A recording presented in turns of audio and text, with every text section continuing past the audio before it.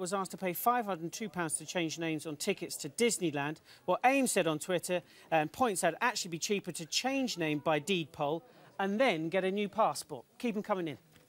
Thanks, Chris. Next, university funding. Now, since tuition fees were introduced, the vast majority of students have been expected to cover the cost of their education by taking out a loan, which they have to repay once they earn a certain salary.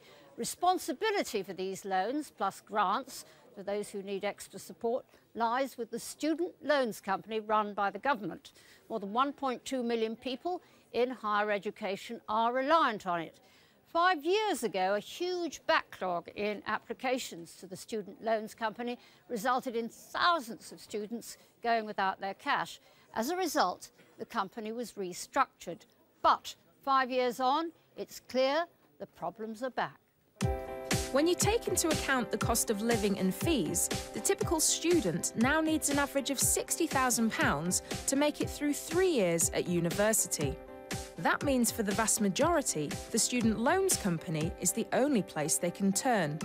It awards grants that you don't have to pay back and loans that you do.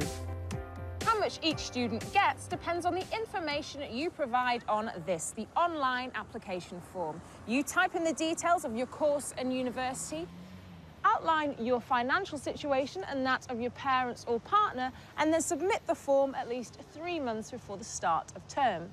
It'll then take at least 6 weeks to find out how much you're eligible for. It should be simple.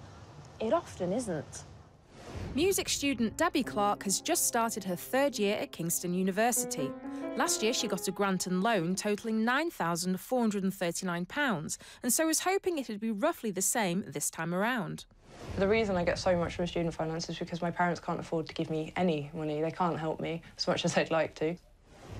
Yet despite supplying all the requested information 2 months before the start of term, she was told, without any explanation, that she'd only be getting £4,588, around half what she needed. I burst into tears because there was no way that I could afford to live off of that. That didn't even cover my rent for this year, let alone, you know, all my books and everything that I'd need for uni and living costs. I knew it had to be a mistake because my parents are in exactly the same situation as they were in 2nd year. If anything, they're probably a bit worse off. It made no sense for me to get any less than I did in 2nd year.